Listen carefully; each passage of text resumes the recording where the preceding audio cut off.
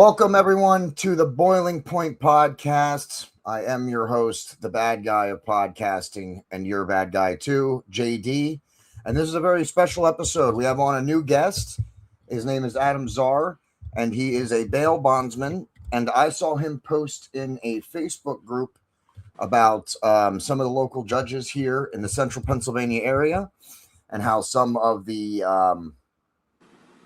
bails that are set are skewed a little bit, I guess would be the right word, for some crimes and not for others, when we're going to demonstrate clearly that these crimes should likely be treated under the same kind of umbrella for setting bail or not setting bail. And that's going to be the what we're talking about in this episode. We have stats, we have numbers, and this is going to be a great episode. Adam, welcome to the show, sir. Thanks for having me. Appreciate you, reaching out to me and bringing attention to the subject. Yeah, we've been covering the West Shore School District for probably, going on almost 3 years, 2.5 to 3 years now. And that's been an ongoing fight that we've been just trying to educate people about to get them involved in the school board. And when I saw you post about this, I thought, you know what, this is especially with the election cycle running around. I'm not sure if there's any judges up for re-election in this election cycle. I did not get to look that information up, but it's important. I believe it's 2029, at least in this area. Okay, and that makes it an off year, which is definitely not good for voting numbers. And one of the things we also do is try and encourage people. It doesn't matter if it's an off year, if it's an off year, meaning that it doesn't even fall with the House votes and the Senate elections. So that makes it even worse. School board elections happening during off years. Judge appointments and judge elections happen sometimes during off years. You need to pay attention to what the elections are that are coming up in your area. And I don't mean just for central Pennsylvania. I mean, no matter where you live, look at local elections, because that is where you are going to be most served by your representatives. And it's important to know who you have in these seats, both with school boards, with judges, and then with also other local representation as well. So that's why we're doing this, and I appreciate you coming on here. And you are a bail bondsman. I am, and I appreciate you bringing that up, because that is one of the kind of the forefront is to bring attention to the matter, but also to bring awareness to local elections, because people seem to let it kind of bypass them. They don't necessarily pay attention to those because it is one of these off years, and I personally feel that the local elections they're the ones that affect you the most. It's what's happening in your district, in your area. And people should be paying attention to the people that they're voting in, not just pulling a ticket or, the person with the most yard signs in their village. Really pay attention, because, there might be some skeletons in the closet with some of these people, or, just get to know them a little bit. It is important, because these are the ramifications of what happens, what we're about to talk about, some of these issues. Yes, absolutely. The same with school boards and with other local, everybody can name the president. That's the question when people ask about your orientation and stuff in the hospital. If you get a head injury, one of the questions they usually ask is, who's the president? Right. Never, who is your local representative? Mm-hmm. And I think that that's something that needs to be reversed. I mean, of course, it would be great if you knew the name of the president, but it's way more important that you know the name of your local representatives and your school board members and your judges over the president, because they're the ones. People don't realize how local politics, local elections, they're really the thing. That's really the place where a lot of governing is done. I agree. For the people, right? The president focuses on national stuff and federal stuff for the whole country, right? But your local representative your state representatives are going to be focused on your state. Your local representatives are going to be focused on your communities. That's why it's so important. And I think I agree, man. I need to do a better job with it and getting to know my local people around me that we're voting in. I'm even a little bit of a victim to it. But now that I'm kind of digging into this stuff, it's really getting me kind of honed in a little bit of who we need to be bringing into a little bit of local power. Yeah, absolutely. And I didn't realize it until I started doing this podcast. And like I said, even when I started this podcast, we were doing national stuff, only, not really talking about state or too much local stuff until I started getting into that and started making connections. That's when we started kind of pivoting, and now we do more local and state stuff than we do national stuff because it's more important to this area, right? So, and I live in this area and I care about this area, so I want people to be informed, well informed. We're about facts, not feelings, here at the Boiling Point Podcast. And the best part about this episode is we brought numbers and facts, and all of this is public information, right, Adam? That's correct. So Yeah. you can even go check these numbers out. As I always say on episodes, you don't ever have to take our word for it. Go look it up yourself, and you can see these numbers for yourself. Yeah, I wanted to create some type of database just to give, when that post went a little bit viral, I kind of got trolled a little bit. Oh yeah. I mean, the internet starts talking, you know how that goes, and they started, yapping about me. Well, you're protecting people, this and that. It's like, I just don't have the hard facts yet. Give me a little bit of time, and we can talk about the difficulty that whatever's been going on with the docket sheets and the unified judicial system, the Pennsylvania judicial system online, and how difficult they've made it for me to even navigate through the system in the past few years. Just give me time. I got some receipts, and we're actually going to drop them on your show, which is awesome. So Great. we can talk about it, and whatever questions you have, I'm Yeah. open. I'm an open book. All right. And if you want to come back as the story, continues to develop and stuff, It will. I don't mind. Yeah, good. Then please, you have an open invitation to come back. Don't wait for me. If you have something new that's happening, hit me up and say, hey, this is what's happening. I'd like to do an episode about it, and we'll get you in right away. So I'm not, don't ever worry about that. And that's what I tell other people too. If you have facts, if you want to come on an episode, hit me up. Don't wait around, take the initiative. That's how I got Adam on the show. I saw his post. I reached out to him. I left a comment on his post, and I sent him a message directly. And I said, yo, I have a podcast. I'd love to have you on to talk about this. Yeah. So let's talk about this. Yeah, let's do it. So, if you want to start with this one first, you start, man. I'm gonna follow your lead. So this is the oh, I have the same one open twice. Hold on, let me get the other one open too. So we have the case lookup, and then we have the two pieces of information here we're going to have in this episode: the case lookup index for child sex offense bail tracker.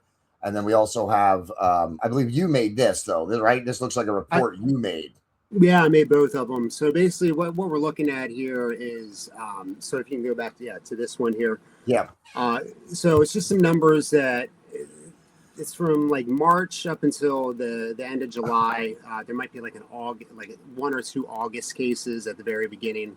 And what we're doing here, we're looking at cases that are anything that deal with child abuse. I shouldn't say child abuse, but child sexual abuse. Okay.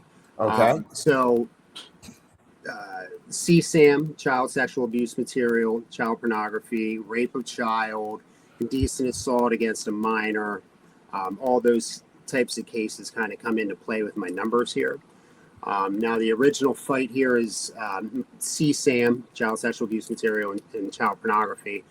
The reason I'm kind of getting attention for that is because I just believe that it's completely wrong. I don't believe that anybody should have bail in these types of cases because I personally believe that these people are caught red-handed.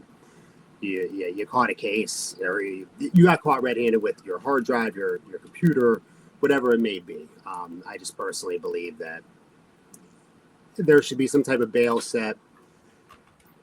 And it's up to a bondsman too to measure, that type of risk for that type of person. I just personally don't pick it up. But then there's other cases in there, and we'll get into that too. Where I do give people a chance to actually kind of talk to me, or the families to talk to me regarding accusations. Okay. But what we're looking at here is numbers regarding, how many cases, what the charges are, what the bail was set at, whether it was, whether it wasn't, whether it was denied. Also we dive into the bonding agencies that post these types of bails, what type of money they're making off of these types of cases by releasing people like this back on our streets. Yes, I'm glad you brought that up because I don't think that I made a correlation in that when I was looking over the information. Honestly, I might have overlooked that. Do I have CSAM? CSAM? Do I have that right? Yes, CSAM. And you know what kind of made me really want to push this was a Tim Tebow commercial. So I love Tim Tebow. I think that guy is great. You know, God bless him.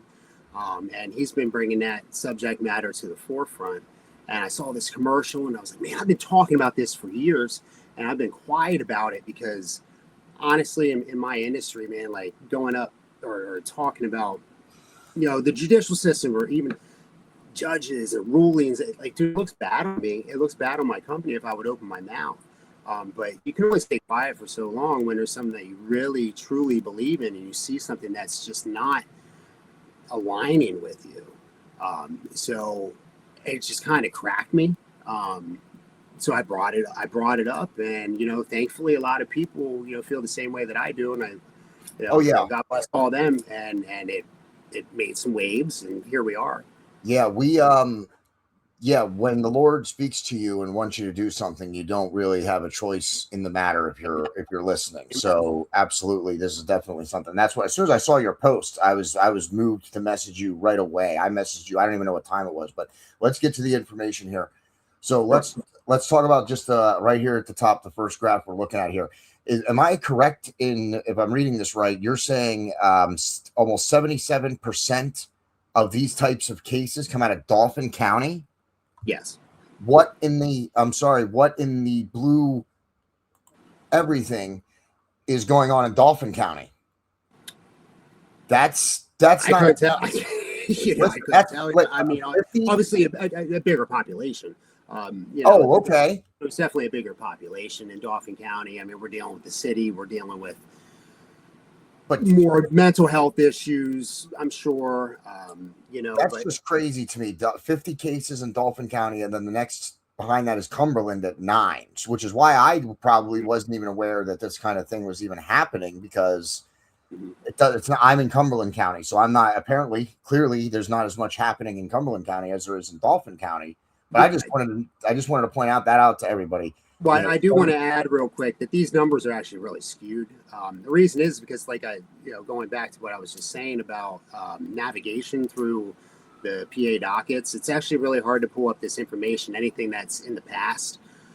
So there's actually a lot of cases in between March of 2025 and August and up until present day that I am missing because I haven't been able to get through the closed cases and gotcha.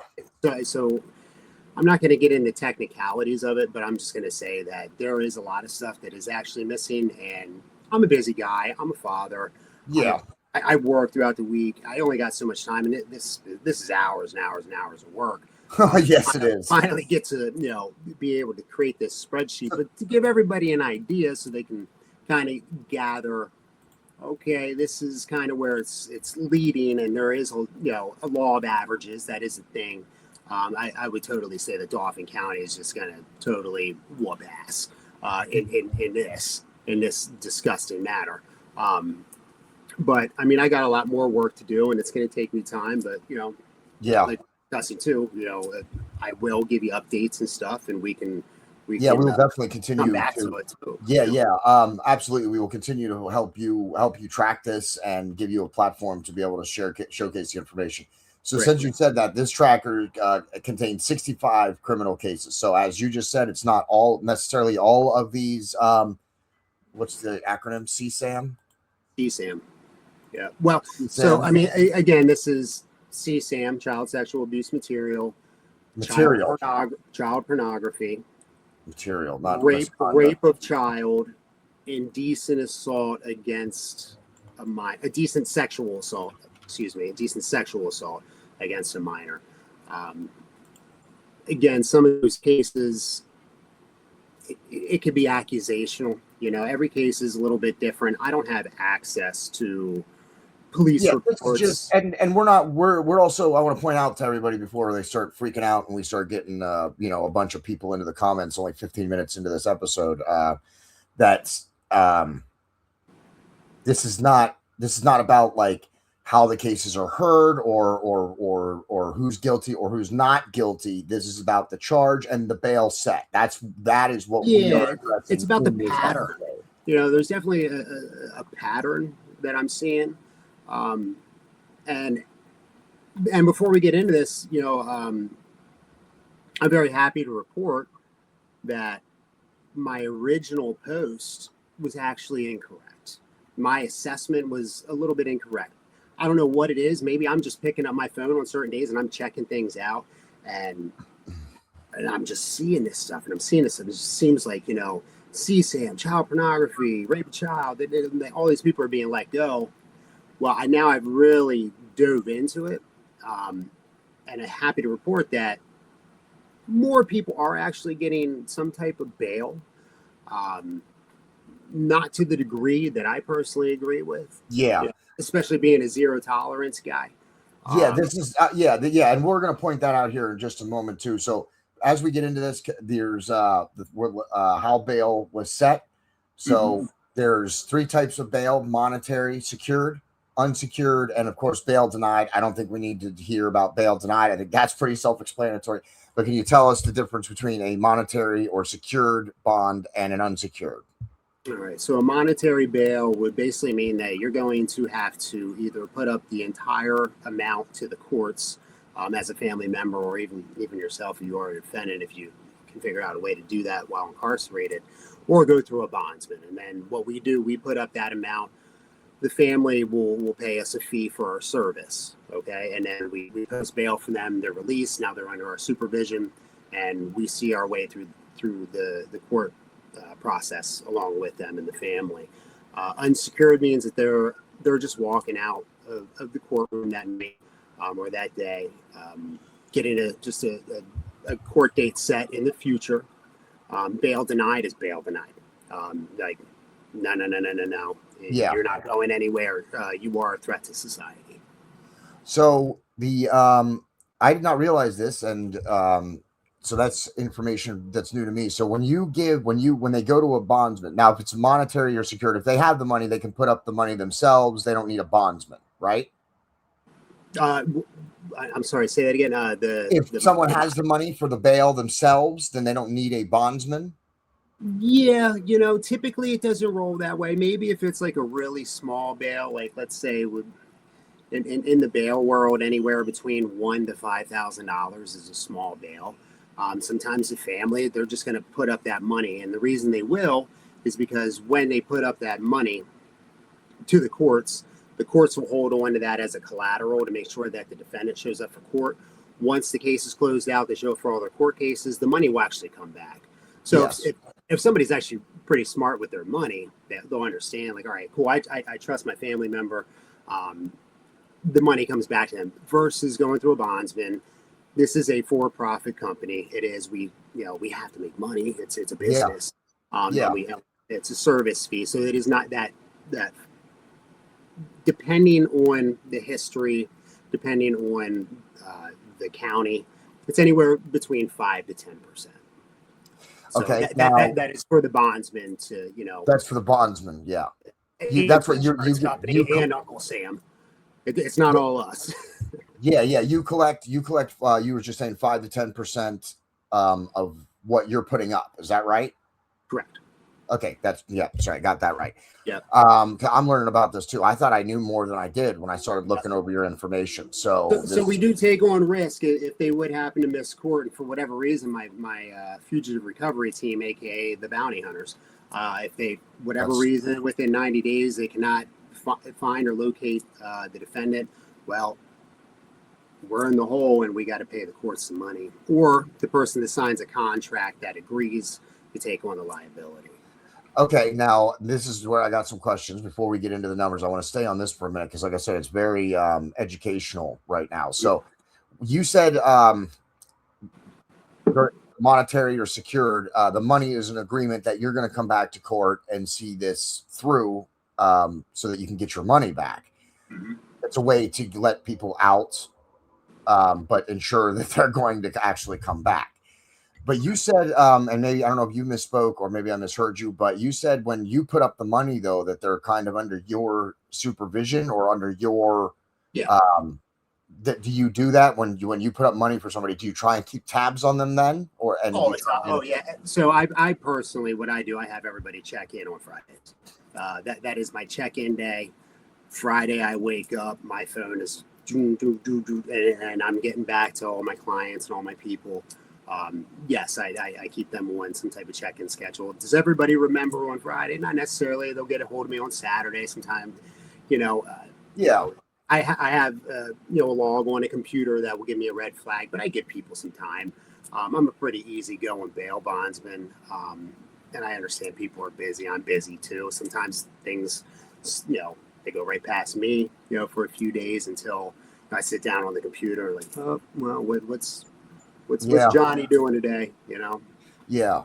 And yeah, I know about things happening. When we started this episode, we had some technical issues, so that life Right. happens. There's nothing you can do to control that. But Yeah. so you have a recovery team too, the bounty hunters. That's where I wanted to go next. When you put up the money for somebody and then they don't show up for court, then you're on the hook.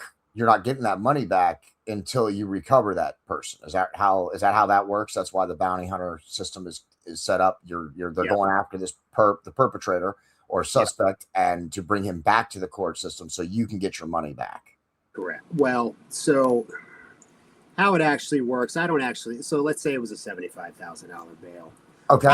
I don't technically give the court $75,000.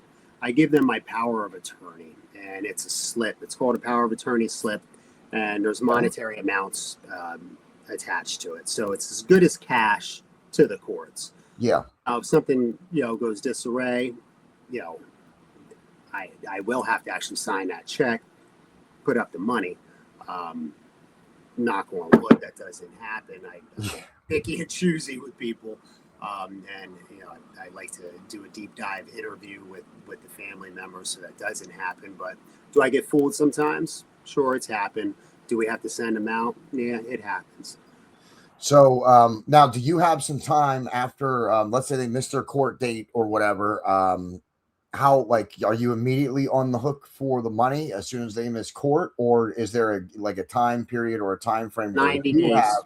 90 days. 90 days. So if someone doesn't show up to court, you have 90 days from the time that certified mail is signed off by me, where the mailman gives me it and I sign it. Day one, time's ticking. Okay, and then you have 90 days to find said person, or then you're on the hook for the money. Yep.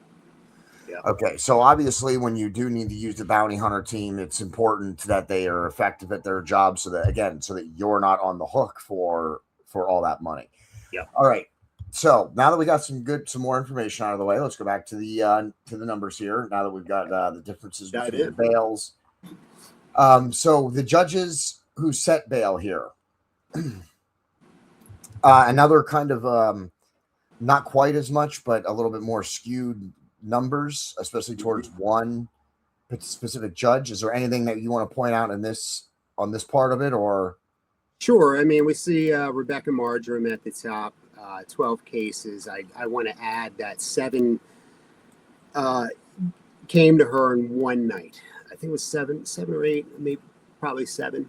And it was a sting. And so what she was doing that night, she was on night court. When you're on night court, you're assigned night court 7 days a week, and all these judges go through a rotation throughout the week, or throughout the months. Okay. So she was there. I don't know if it's Sunday through Sunday or Sunday through Saturday, whatever it may be. So this happened that night. She got a sting operation and gave every single person a $15,000 bail. Now, if you reflect it to the cases that actually happened in her district at her magisterial court versus the central court, which is in Harrisburg, where she's doing the night court. Yeah. She lets him go, I think, except one case. I don't know the details of that case. I don't know how horrific it was. To me, they're all horrific. but typically she just lets people go. And this is a pattern I've personally seen since day one. I've been doing this for 8.5 years. So I have no problem calling her out. She's actually a judge that oversaw me when I was a juvenile, because I grew up in that area in Upper Dauphin. Just super lenient on everything, including stuff like this. So the numbers, I personally believe, and you're highlighting this, I think they're skewed, because I think the pressure was on her that night to set bond, because you got seven creeps coming into the courtroom, one after another, on this sting operation. Every single law enforcement officer is requesting bail to be set that night. So there's a little bit of pressure there. She set him at $15,000. Why would you set him at $15,000? These are really bad cases, and I looked into these because the sting operation is actually online. You can look it up, and you'll see the list of all these charges of these guys. But why $15,000? Because you're giving them the opportunity to post bail. $15,000 in the bail world, I'm sorry, but it's just not a big number. To me, stuff like this should be at the very bare bones minimum, 100,000 plus. That's me seeing these cases throughout all the years, and not even being like tough guy on this or zero tolerance. I feel like these heinous crimes, especially a sting operation where the law enforcement is doing their homework, and they're going in. They probably have a file on these guys. And I'm sure they actually went in there requested. I'm making an assumption here, but I'm sure every single law enforcement officer wanted them to have high bail. She set him at $15,000. Shady. That's a very low bail for a crime like this, right? I mean, this is the same type of charge that petty retail theft, small amount of marijuana, paraphernalia, claims of a PFA, maybe, somebody contacting somebody, not even understanding what their PFA means, setting $15,000. That there's no book for it. And I don't understand why she would set it. Well, I kind of understand why she would set it so low. I think she wants to give them an opportunity to be free. I don't know. That's the only reason. That's what I don't understand. Yeah. I mean, as a judge, you would only set low bail to give people. I mean, obviously, the lower the bail, the better opportunity they have to be able to get out. And I would like to add, I think 5 or 6 of them got out. It may have been that night. And for anything that has to do with CSAM, I don't know. I think it should be a little bit more, like you said. I don't know that everybody, because we don't know the facts of every case, right? So, in some instances, maybe a few, maybe someone the information was wrong, or they were falsely accused, or whatever. So I understand not necessarily just remanding everyone, but give them definitely some monetary incentive, I think, in order to stay to court. Plus, the higher you put it, then the more the bondsman. As a bondsman, if the bail is higher, will you look into what's going on more than if it's a smaller amount? No, I take every bail as a bad bail. You take every bail as a bad bail. That's I look into. That's just how I have to think. I think, all right, I'm going to go into this as every bail is a bad bail. Does that mean every bail is bad bail? Absolutely not. I'm here to help people, but I have to have that type of mentality up front to really question the family, look at the background, do a check on people, understand, all right, cool, they have a support system on the outside. They're local, or even if they're not local, I have a lot of connections, and they definitely have a strong support system. I mean, that's the most important part when posting bail. That the support system on the outside kind of implies that they're probably not so bad. They have connections around them, people that love them, and family and whatnot. Now, as a bondsman, this is my next question. As a bondsman, you get to choose who you work with, right? You get to choose who you who you give money for and who you don't. Correct. You're not under any obligation from the courts or the Constitution to offer to anybody necessarily. Nope. I I turn away business every single day. Yeah. Okay. Now now I assume these types of cases are cases that you don't take. I don't take CSAM and I don't take child pornography. That's the no. Um, let's say it's rape of child. Let's say it's indecent assault, of a minor, or sexual assault against a minor. I will talk to the family and I'll try to do my best judgment on the story, because the accuser sometimes is a liar. Let's just make it plain and clear. Sometimes it's just how it works, and I do believe innocent until proven guilty. This is the whole CSAM child pornography thing.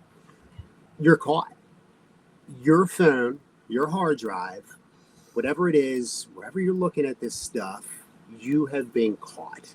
Yeah. Unless for whatever reason you're some high up guy and CIA planted something. I'm sorry, I just don't think it's happening in Dauphin County or Cumberland County. Yeah. You know what I mean? I just don't think you're that important. I think you're actually just a creep. Yeah. You know? Sorry for being so blunt about it. No, it's completely. I won't touch it. Yeah, absolutely. So here we're on the next part, the charge type versus bail outcome. The most serious, as you said, is the and I don't want to keep saying the word too often. YouTube will flag us. Isn't that terrible that I have to, that even during this and what we're talking about, that we have to be careful with what we're saying, and even with what we put on screen. Like we just, they can flag anything now. We're speaking out against it, but their algorithms and their AI don't bother to check the context. They just check to see if the word indicators. I know. So yeah, I mean, the one at the top and the one there second to last, I mean, they do technically, or they do typically get a monetary amount assigned to them. More so it's because it's physical, I believe. And then so when it comes to CSAM and the CP, if we're going to be safe here, CP, yes, because it's not physical, I guess. This is just my theory here, because they're not actually touching somebody, but they're just doing it in their own little personal space. Now, I personally believe that these people, if you're in your own little private residence and you're doing this, okay, you got some demons. You are and there's something wrong with you. You need some time. You need some rehabilitation, and you might need your ass kicked. And you might need something entering something. You know what I mean? Like while you're in prison. Again, sorry for being so blunt. I just have no tolerance for this. Yeah. I think that's why. It's because it's not like a physical thing. It's because it's like a personal thing where they're looking up the children. But as you said, one thing, it doesn't take long or much, in my opinion, for one thing to lead to the other. I think you're right. I think they should almost be treated kind of the same. I don't see why they should be treated separately. They should be treated the same, because it's a slippery slope on that. I worked with a exposure group right when I first started podcasting called Pennsylvania Predator Hunters. Now they're not in existence. They're not in existence anymore, but I thoroughly checked them out. I had them on the show. I did my homework, and their vetting process, what they do before they actually make contact or expose someone, was much more thorough than several other bail bond other exposure groups. And that leads me to the question of the bail bondsman. You check out, you investigate before you just give a bond or whatever. But not every company necessarily does that. No. Or do you think they do? I don't think they do at all. Okay. So then that's the reason I bring that up, is because, one bondsman is not equal to another. I think they will if they might do a little bit of a history if the person misses court habitually. But regarding the nature of the crime and if the money is there, no. I don't think they have principle over profit. Okay, yeah, that's pretty much exactly. That's what I was kind of getting at there. That you need to have as a company. Some of it does come down to the bondsman companies. You know what I mean? Like you do. But unfortunately, we don't. We do live in a free capitalist society, which is the way to go. But that the result is that you're going to get some bad apples once in a while.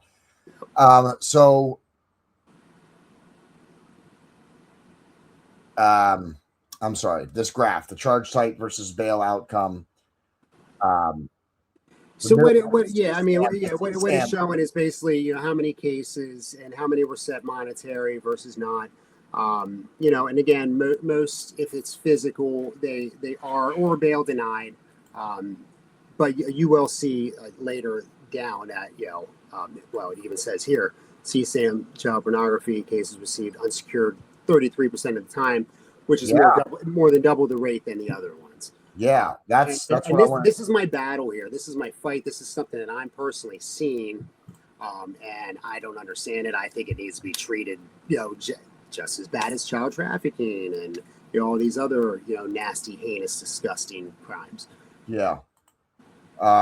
And we see under trafficking, it is the unsecured is 0, so they were all monetary. Yeah. And this is not. We're not even going to get into how much the money, like how much these cases are being, the actual bail set. We're just at this point, we're just covering what has a bail and what doesn't have a bail. So we're not even talking about. Here we go with the CSAM, as he said, 6 cases out of 18 are unsecured. That means there's 6 people that just walked out. They didn't have anything, and they had CSAM or materials that they should not be having access to, underage materials they shouldn't have had access to.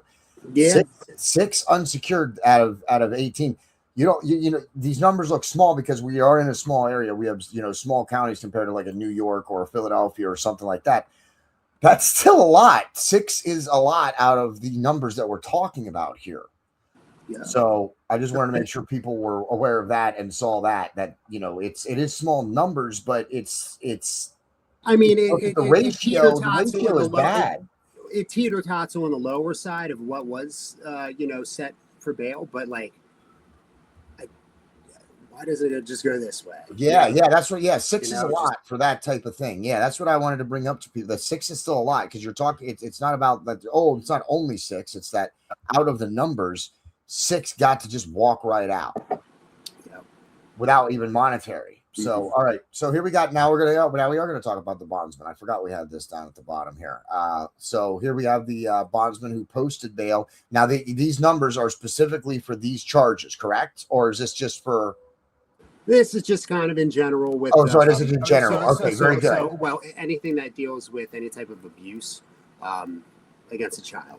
So, okay. So this does include CSAM, includes child pornography, includes rape, but it includes indecent sexual more than assault. That.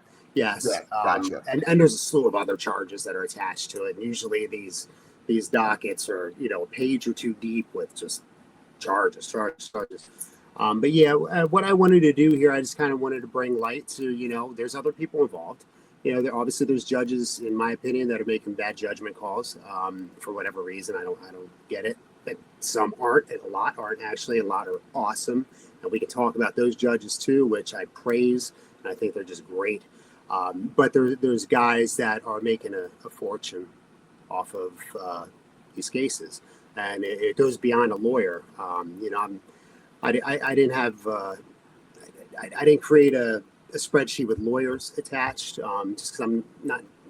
I deal with lawyers and stuff, but I'm in this industry, so the ripple effect. But you're bringing up the ripple effect, that it's not just the bondsman companies who make money off of giving these bonds; it's the lawyers who make money off of defending. Well, it's not just the court system that's making court money system. Off Yeah, of this. There is companies that are making money off of this, and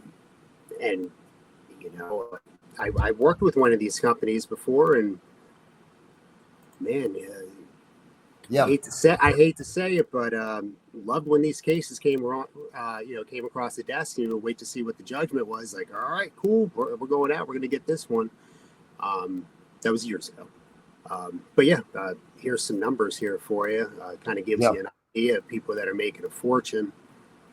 And Blackman bail bonds, because there's 3 different, I guess, bondsmen agents underneath that. Yeah, agents underneath that is, and you're talking, that's almost $1 million. That's pretty much half just from 3 guys in bail. No, that's bail set. So that's a monetary. That's not. Oh, you're right. I apologize. That's my fault. So you go to the everybody. right. So an estimated 5% or estimated 10%. Typically, these charges you're going to charge 10%. Why? Because you kind of can. I mean, it's just a heinous crime, so you're going to charge higher. So this is from March to up about August. What the company is estimated to make. Yeah, but the total bond almost $1 million. So that is Liability. Yeah. yeah, that is Blackman bail bonds. They make money, but these people do have to come back to court. So, but it now isn't that a little bit of a risk too? These more heinous crimes and stuff. I think so. I think one of the first cases that I took one like this was back in 2019. And I work with Blackman Bonds. It's my brother-in-law, actually. I won't talk too much smack on him. I don't work with him anymore. We're open here, man. I ran away from that company after some stuff, but so I do remember, having to post bail for a guy that, after many years, he actually got charged for what he did to his daughters. It was incest. It was child stuff, and I had to attach my name to it, post the bond, we made a lot of money off of that. It was $150,000 bail. I remember not wanting to, but at the time, I was young in the game and younger than I am now, and the money was there, and it was very tempting and alluring. That guy ended up running. Unfortunately, grandma lost her house over it. She had to sign her this bail. She died in the process because she was so stressed out after this guy skipped town. Wow. My bounty hunters were actually on it, and we found exactly where he was. The U.S. Marshals, I remember, they called me and they said, "Hey, you're going to have to back up," because we almost went out. It was like, we're getting ready to go out in 2 days. And this is when I actually first bought a gun. And I got a gun for this reason, because I was going to go with the bounty hunter team to kind of, scout this guy out. Well, thankfully, I think his name was Chris from the U.S. Marshals. He got a hold of us and he said, "Hey, Adam, you're going to have to back up on this one." And they took our information, went to the location. Well, there was a shootout that night. And the guy ended up with shotgun shells to his chest, which I do not feel bad that he did. Sorry. The guy was actually a creep, and he took some shotgun shells to his chest. That could have been me in that type of situation, but I do feel like you're taking on a lot of risk. Going back to what you were saying, when you pick up these types of cases, because these guys, you're serving some serious time if you really do. If the court system does what it's supposed to do, and he was at the time, I think he was like 58, 59, maybe early 60s. And his lawyer told him, "Well, you're going to be serving 30 to 40 years in jail or something like that." But that's a life sentence. Yeah. For him. So he basically said, "F it, I'm out." But yeah, you're taking on. It's stupid to pick up these cases, because these guys, more of an incentive to run. They have incentive to run. It's not like, I got a DUI, I got retail theft, or I might do, a couple months. Like, no, you're doing some serious time. Yeah. Especially if you're guilty and the facts come out, you're doing time, and people will run. And especially because you're also going to be put on a registry after that, I would imagine, for some. Yeah. Life just sucks. You messed up really bad, and then well, that's part of facing the consequences of your actions, in my opinion. So maybe what to do is don't get into that. Don't do that type of thing. It's definitely mental. It's definitely a mental illness. We don't need to go through all this, because we're kind of talking about that. The investigation. Well, well, what are we looking at here? We don't have to read the whole thing. It does basically just show the pattern of everything, and kind of what my original theory is that CSAM and child pornography does seem to be let go. And that's just kind of what I'm pushing here, is to, bring attention to it. Like, guys, like, Judge, Your Honor, there's we should have zero tolerance for this. Can you push back on it? Can we lock these guys up for a little bit? Don't let them go. Make sure that maybe the family has some time to consider things. Make sure they have a strong backing too, at least at the very bare bones minimum. Instead of just releasing them back to, in these cases, these are the types of cases that drag out for years. it typically closes at a preliminary hearing immediately. Done. Cool. These guys will hire a lawyer, then it just gets dragged out for years and years and years. And this is an addiction. All right, this is an addiction for these people, and they're going to continue to do it up until their day of reckoning. Yeah, you know what I mean. So, but yeah, I mean that whole right here. I mean, there's. I created this using Grok. Grok is XAI's system, almost like a Chat GPT, and I dumped information, and so it kind of came up with this exact, analysis, and read over it many times, and it's absolutely correct. And it is. That's the other thing. Anybody who knows me, of course, knows that I am not the biggest proponent of AI, but when it comes to math, it's good. If you check the work, if you check the work of the AI before you consider it fact, then it's not so bad. I don't mind that as much as just somebody searching. I get something. It. Yeah, I do. I get it. I had to look over this. I'm like, all right, cool. Before I would actually release this and give people the hard facts, I want to make sure that I'm not bullshitting anybody. Yeah. I'm making it up that this is actually legit. You can cross check it. Yeah, that's the other thing. Yeah, you can actually check the stats yourself, which is what I always encourage people to do. We need to, what's in the case lookup? Do you want to save that for another episode? Case lookup, the reason I did this is so if people want to look up the cases, just to make sure that everything that I put up there. These are the cases that you are including in your report. Yeah, and I got trolled a lot online, basically saying, well, you're protecting names, this and that, because I didn't drop judges or the names of people. Well, look, I'm not going to name the defendants. I'm just not, because some of these cases are still active and ongoing. That's not. But here's the information also, if you want to look it up. Yeah, absolutely. You can still look it up yourself. Yeah, you're not preventing other people from looking it up, but putting people on blast, especially as you said, innocent until proven guilty. Sure. Unless you are, caught red-handed with something or in hand, then you're still innocent until proven guilty. So, that is something that we need to take into account. It's not about protecting them; it's about serving justice and due process and rule of law. So, my goal here is not to put anybody on blast; is to bring attention to them. Yeah, and public opinion doesn't care about what's they don't care if you say this person did this; they're not going to read. They just read the headline. That's the other thing is.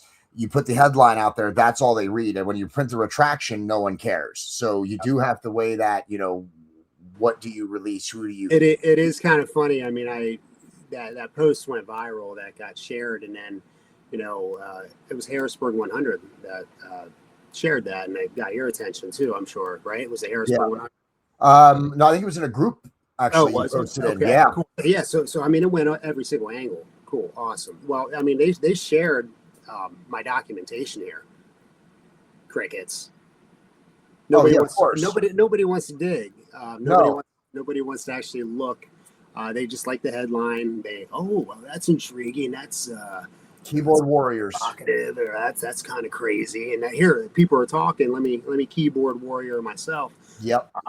That's kind of how that went down. And I'm a man of faith. I was talking to Ashley, my wife, and I was like, maybe the devil's just covering this thing up, because now I got the facts, and he is just, he's blocking this, and I got something out there, thank God I did, and it's bringing some type of attention, but now I'm bringing the receipts. Yeah. Crickets. Nobody's looking at it. Okay, well, I'm just trying to do my part here. I'm just, I'm yelling out of the treetops saying, hey, there's something wrong here that I'm personally seeing. And that's why I hit you up as soon as I saw it. I wanted to get you on because, when the content, when people comment online, it's about 1,000 to 1 discontent to content. So the people who think you're doing good work, or the people who agree with what you're saying, aren't as likely to comment.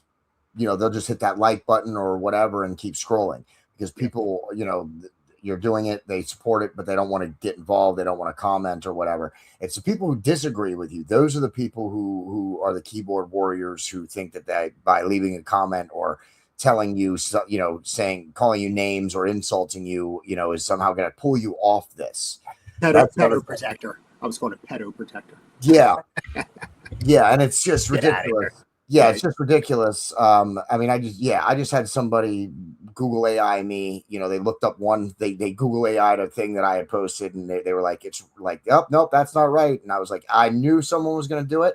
Thank you for doing that, because it played right into the hand and the whole point of the post that I was making, which Yeah. go over most people's head. Yeah. Most people will see that post in the comments underneath and think something else. They won't get it. Yeah. But to the people who will get it, it sees something, and maybe to the person who maybe wasn't looking for it will see it, and maybe it unlocks, and they're like, oh, okay. Yeah. So you can't, when we do this kind of stuff, the podcast and what you're doing here, it's unlikely the masses come to support us. It's going to be the demons who come out to attack us, and that's just the way of the online world. Yeah. The demons are prevalent online. Yeah, I don't know where it comes from with it. I mean, it comes from the devil or something from within, and then it just exerts online. It's a nasty world out there with the internet. Yeah, absolutely, absolutely, it is. And I was glad to hear you talk about faith and talk about God in this episode, unprompted, because we didn't discuss any of that beforehand. Yeah, Because I've done it before, and then I think people bring it up falsely. So, or at I, least I sometimes to me it appears false. Sometimes when I bring it up before we're in the episode, and then they start talking about it, just sometimes it rings untrue. So I didn't yeah, want to bring it up or already talk to you about it. I saw the cross around your neck, but I didn't want to bring anything up, and just wanted to talk to you and see where it went. So it makes me happy. reflecting on that. I mean, if you don't mind actually No, bringing that back up, oh sure, absolutely, bring up the other sheet. Go back to the judges. yeah, absolutely. So I do want to get up. Bondsman, I'm sorry, hang on. Keep going. There we There go. we go, judges. I do want to give credit to Hanif Johnson, Michaela Sloan, and Marion Uridia. Okay, so these are judges out of Dauphin County. Um, they're all black judges, and they are the ones that are batting 100 in my eyes. They're batting 100. They're bail denied, high bail, like 250,000. Like Hanif Johnson, Warrior, Michaela, Warrior, Marion Uridia, Warrior. I think it actually reflects on maybe a little bit of black culture coming up in, faith-based type of culture and church and things like that, where they see this type of evil side. And I just, while I'm on your podcast, I just want to shout them out. Absolutely. They're the inner city judges. And, and they're picking up a lot of these cases, especially Hanif Johnson. You see him with 7, and there's going to be a lot more when I do a little bit more homework and I have the time to keep digging and digging. I know because they're already batting 100, and they're doing great when it comes to this type of subject. So I just want to shout them out. And that's perfect, because we were just talking about how the content don't really come out to support. When they're content, that's what they'll send you a like or whatever. But it's important to go, when you support something, go above and beyond. Don't just hit the like button and scroll past. Get involved, leave a comment, do whatever you need to do. Get a little bit more involved in that. So yeah, it's great that you shouted those judges out, because we want to support the good judges while exposing maybe the not so good judges. So it's not just about exposing, but it is about shouting out the judges who are doing good work too. And it's about hoping to, maybe they'll listen to this as it gets shared. And, another podcast that I did with, it's called America Out Loud. I did a podcast with them. Hopefully they can, this gets in their ear, and maybe it'll just kind of influence them a little bit to, question themselves a little bit. And, the thing about some of these cases, which is so upsetting, is, when people get arrested, and this kind of reflects on the cases where it's minor charges and they're getting these bails. For whatever reason, at a preliminary arraignment, the defendant's not allowed to speak. Typically, they have no say. They just go in. It's just a police report, and usually it's at nighttime or night court. And a lot of these judges, what they're doing, they work through the day, and then they have a 7-day shift of night court. So they have their day job, then they got the night job, and sometimes these cases will go it starts around 9 o'clock at night is when night court starts, and sometimes it can stretch until about 12 to 1 o'clock in the morning. Sometimes they're just banging out these cases, and they're not really deep diving into the person themselves or giving the defendant an opportunity to kind of influence the judgment a little bit, or speak their side of the story. I wish they would a little bit more. As far as these CSAM cases and child pornography, if I was a judge, I don't know, I probably just wouldn't even really hear you out much. Just remanded without bail. Just put $250,000. Yeah, exactly. Yeah. Start So, throwing the big ones out. I mean, I wish there was a book to this, and I wish there was a little, and I tell this to people all the time when I get a phone call. Well, so and so just got arrested. Well, okay, how long ago? Well, maybe like an hour or two ago. Okay, so we have to wait for a judge to see him. Well, how do you think this outcome's gonna go? Well, honestly, it depends on what side of the bed the judge woke up on that day. Are they in what's happening in their personal life? What's going on? Are they mad? Are they in a bad mood? Are they happy that day? We don't know. That doesn't seem fair. I think it needs to be a little bit more regimented and kind of by a book. And honestly, that would probably kill my business a little bit, and that's okay. I would push back on that a little bit. I get the cruel and unusual punishment. That's usually what the argument is made when certain judges can, remand certain crimes and then give bail for other crimes and stuff. But I like it not necessarily coming from like a central government and the judges getting to have some influence and decide what's going on in their community, which leads me back then to the point about voting and the community getting out there to vote for the judges who are running and the judges you want to be influencing your local community. So I actually would push back a little bit on that, Adam. I kind of like that judges can have a little bit more freedom with certain things. What I think is most important is for the people to pay attention to what these judges are doing and then react accordingly. Vote them out if they start letting some of these cases, go away with no bail or with low bail. Look at what they're doing. And it's unfortunate. As you said, you're busy. I'm busy. The whole world's busy right now. You almost don't get any time to actually try and, look into this kind of stuff, but it's important. And you need to try, everybody, and me too. We put this episode together, pretty quick from when I reached out to you. The only reason we didn't do it sooner was because I was shooting a documentary, a week ago. So that's the only reason we didn't do this earlier, because I was busy. But you still I still had to find the time to look over your information, to try and verify some of it, to make sure that it was, that it's legitimate and not just, a fabrication of your imagination. So you just got to push, you just got to crack down, maybe prioritize what's more important. But I do push back a little bit on the judges having like a rule book or a guideline. I guess that would make it a little. I'm not saying it necessarily like a guideline or it has to be this set amount. But from what I see and what I've seen in the past 8.5 years, it's just so widespread. Yeah. Especially when it comes to these specific cases. When I'm saying CSAM, child pornography, why are some judges, and I've seen this, and I off the top of my head, I can't even name them, but I just know from history, so I'm just why is a judge, this person, this night is getting this bail for this charge, and then the night before, you're right, person's getting let go. All right, so, right. So who is the defendant, maybe? And that reflects too, because sometimes these creeps are somebody within the community. Some of these guys have a little bit of influence, or they might be, big in real estate, or they might be some certain company, and they happen to know the judge. But then the next person comes through, and then they're given a bail too. Yeah.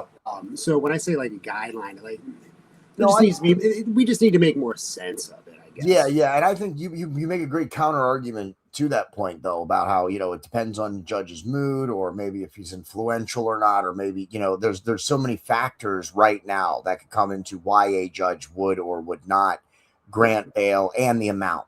And I get what you're saying. You don't want it to be so open to interpretation or maybe open to Yeah. mood. You'd like it to be a little bit more defined as to what it should be. And I agree with what you're saying too. We definitely want to put trust in the judge. Like, make sure that they're making their best. But I think you're right. Maybe the compromise is that certain crimes need these specific guidelines or set of what they're supposed to do, and maybe leave it still more free for some of the other lesser crimes. Yeah. But you're right, for CSAM and some of these other these child pornography cases. Yeah, I think you would think it would be common sense, but apparently it's not. So maybe we do need some rules or guidelines or sentencing or bonding guidelines or advice from the judge to the judges or something like that, so that it's not so open to the whims of the judge and influenced by that. So you do make a good point with that, and I think that's something for everybody to think about. That's why I tell everybody, go vote. We have an election. We're in an election cycle right now. These judges, I don't think these judges, as you said earlier in the episode, we don't think they're going to be up until about 2029 is when the next round of judge elections are going to come in. So, but it's a 6-year term. So, but it also happens on an off year, meaning not even in between presidential election years, but in between even House and Senate races, the national elections. So pay attention to your local elections and do your research. Look at who's running and then vote for that person. And if that person doesn't live up or follow through, or vote differently the next time. We have the power. The people have the power, but you have to get out and exercise it. You have to get out and vote, especially on those off years, man. The turnout for elections is so low. Every vote is so important in those off years and in those off years. Every vote is so important. Yeah. So the population that we have and who voted in the actual recent school board elections was heinous and horrendous. We're talking about like 5,000. It was in my district too. I'm in Lingelstown, Pennsylvania. So like the Lower Paxton area, and it was just a sweep. And all it was is pull a ticket, just pull a ticket. And why? Why you just pull? Because they got a certain letter behind their name. Yep. They all got their flaws. They all got the pluses and their minuses. A little bit of homework should be done. Definitely more than your president or your senator, and because we already know what's going to happen with them. I mean, they're already going to get corrupted. We already know that. It doesn't matter who it is. But your local people definitely do the homework. And that's also where a lot of the governing is done, at least that affects your life and my life. The president doesn't know about what's happening in the 21st district of central Pennsylvania. You know what I mean? He does not, nor does he care, nor should he. It's not his job to oversee that district. It's the local representative's job to oversee the districts. Local elections matter, maybe even more so than national elections sometimes. So there's big money that flows into these small little local elections. Oh, you ain't kidding. I mean, you ain't kidding. Get into it, but I mean, we can drop like a George Soros name. Where does his money go? Local elections, right? Yeah. So that gives them the money to be able to, like I said, put the yard signs out everywhere. Yeah. Who has the most yard signs in a village? Well, it's name recognition. It's just I see that name, I recognize it. So let me click that person. The West Shore School District, the school board, a school district for a board seat. The opposing side spent almost $1 million on a school board seat. Now, What? are you upset? There was an issue with the bathrooms and stuff within the school district. I assume, like, was that an issue over there in West Shore School District? Oh yeah. Okay. Yes. Yeah. They with the West Shore School District, actually, when parents would come in for like the back to school night, etc., or stuff like that, or any time they had special events, anytime the parents were in the school, they would take these signs down. But when they weren't in the school during normal school days, they had unisex bathrooms. They actually made unisex bathrooms, but they were only up during school hours. What child is going to feel comfortable going to the bathroom next to opposite sex? Yep. The West Shore School District None. is the worst school district in this area right now, bar none, because of the policies that the school boards are enacting and stuff. It's also one of the most. It's also very not. It's very not safe there either. I don't want to get into. I don't want to say it's dangerous, but it is. It has had many problems in terms of police. They had just with one of the recent school boards. They're deciding to have a police force because right now they only have a security force. Right. And the greatest thing was the school, several members of the board, after several explanations, still didn't understand the difference between a security force and a police force. And they had a problem with having a police force because they didn't want to be a police state or have the kids leave in a policed school. And it was like, I'm like, wait a minute. It's actually no difference. The only difference between a security force and the police force is that the police force can actually make arrests at the school on scene when they don't look any different. Yeah, there is no difference. Even the cars. I mean, they still got the lights on top, and I know that's like there was literally no difference. The only difference was that some of the employees needed the training to become police officers. That was it. That was it. And you had school board members saying, well, I don't think we should have a police force. And what happened? Are they going to be calling the West Shore School District? Is that going to be are they going to be dispatched to home crimes? And it's like, dude, they just literally explained to you what a school police force is. They explained to you their jurisdiction. They explained to you how their expanded jurisdiction works within a school district, but only is at the school, on school properties. Not necessarily, they're not going to be going out there and doing patrols, through Harrisburg or through New Cumberland. They're there to police the school grounds. And they even said in the meeting how police, the local police departments have said, yes, it would be great if you got your own police force because we don't have the personnel to send them to you all the time when you need them. Nor do they have the time to go out for some of the smaller, pettier crimes that happen at schools. Right? They can't always afford to send an officer, when one of the lesser crimes have happened. Unless it's a fight, that's really the only time the local police will actually dispatch cops to the school is if it's an actual fight. If it's a lesser crime, they don't have the time for it. And none of the school board members wanted to, they didn't, I don't know. I mean, obviously they were choosing to, or it was demonic activity, but like all these school boards just were not understanding. And I'm sitting here covering the meeting. We cover the meeting sometimes in the Boiling Point podcast, live stream the meetings. I'm live streaming the meeting, watching it unfold in real time. And I can't believe it. I just can't believe that these people don't understand what. It's a shame we've even gotten to that point. It really is. But I mean, it's just the world that we live in. It's just a reality. And, I totally agree with what you're saying. It's kind of a wicked world. And kids are crazy anymore. Something happened in the past 20 some years where there's just been a shift in the world, even down to the adolescents. And, things do need to be monitored and tightened up a little bit, just for safety. I mean, I got kids in school. I have one kid over in West Shore School District. He's going into middle school. He's my middle son, going into middle school over there, and he'll be part of, Cumberland Valley. And, I wish I kind of. Cumberland Valley or the West Shore School District? He'll be Cumberland Valley. Okay, good for him. Okay, that's good for him. Sorry, when you said he was going. So I guess there is a difference. I always associate that. We are the West Shore. Like you're right, we are the West Shore, but the West Shore School District is actually a specific school district. Right. So I mean, there was an issue with going back to like the whole bathroom issue. I think there was a bathroom issue with Cumberland Valley, and was there? Yeah, there was some talk about it. Maybe it was West Shore School District. I don't mark my words here. I kind of associate both, and I just haven't been as involved up until more so recently. And like I said, I mean, this is just bringing light to me. Yeah.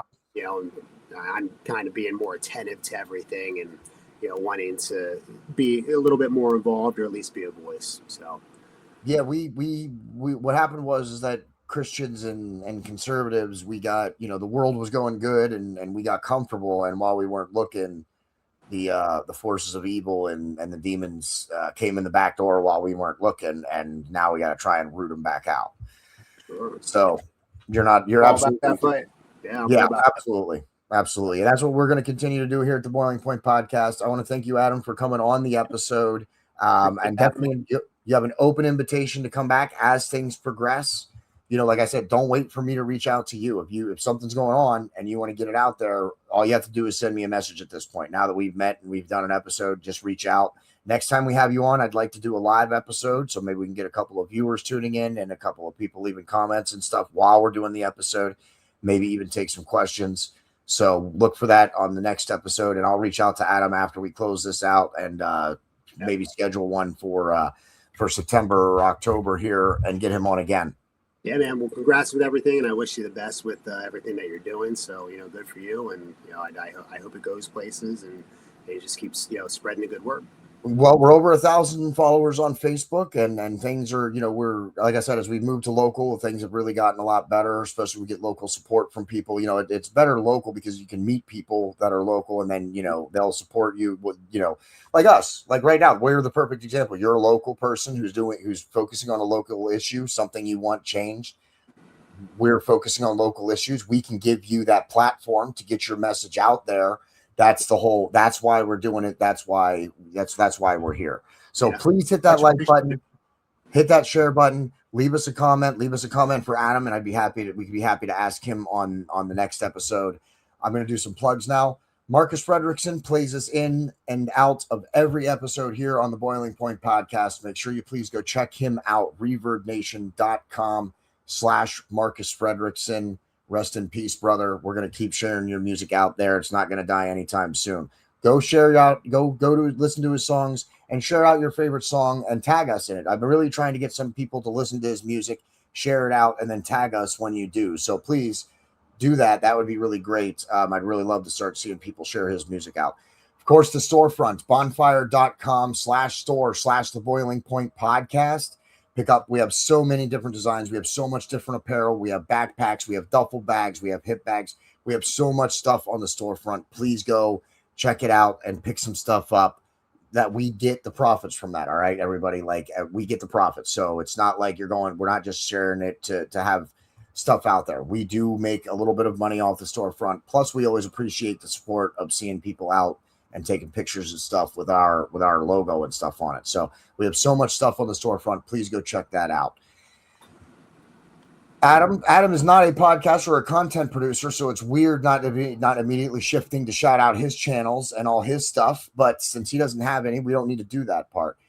But we will go ahead and like Cesar Bail Bonds on Google. Okay, there you go. If you appreciate my service, and then bringing this up to the community and stuff. Go ahead and at every like or every review helps on Google. And is your bail bondsman? Are you on Facebook? Are you on social media? It's on Facebook. I don't do much with it. I will eventually. I haven't. Adam Szar is my Facebook, and I do share a lot on there. I do have a Cesar Bail Bonds Facebook page. I just haven't got really good with the social media as far as that aspect with the business. But it's kind of like a word of mouth thing, or it's an emergency type of business. So, Google is where I place a lot of my energy. Operate out of. Yeah. So go check him out on Google. You can go follow him on Facebook. Coincidentally, social media is one of the things that I do. But my labor ain't cheap. You feel me? So we'll talk more about that later on. Thank you, everybody, for tuning in. I am the bad guy of podcasting. I'm your bad guy of podcasting, everybody. JD. And this is not the end, only the beginning. Thanks.